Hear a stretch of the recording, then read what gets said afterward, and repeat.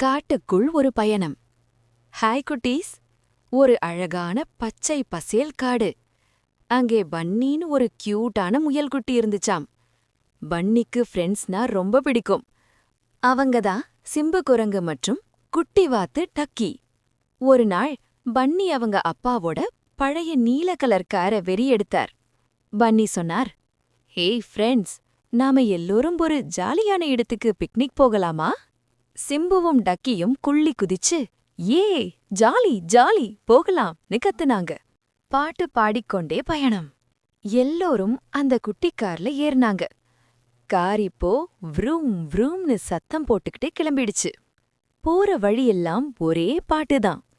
காருக்குள்ள இருந்து லல்லா லல்லலான்னு இசை மிதந்து வந்துச்சு. சிம்பு குரங்கு ஜன்னல் வழியா எட்டி பார்த்து, காத்து ஜில்லுன்னு வீசுதேன்னு சந்தோஷமா கத்துச்சாம். அவங்க பயணம் ரொம்ப தூரம் போச்சு. ஆச்சரியமான உலகம்.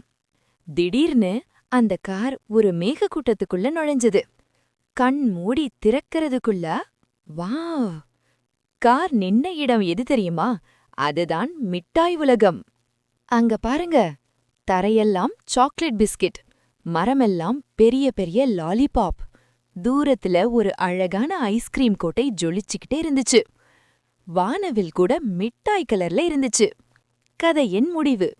பன்னி, சிம்பு, டக்கி 3 பேரும் வண்டியை விட்டு இறங்கி, வாவ், இது ஸ்வர்க்கமான்னு வாய பலந்தாங்க. அன்னிக்கு முழுக்க அவங்க லாலிபாப் சாப்பிட்டு அந்த மிட்டாய் கோட்டையில விளையாடி மகிழ்ந்தாங்க.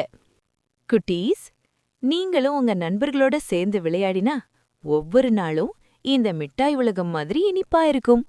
கதை முடிந்தது.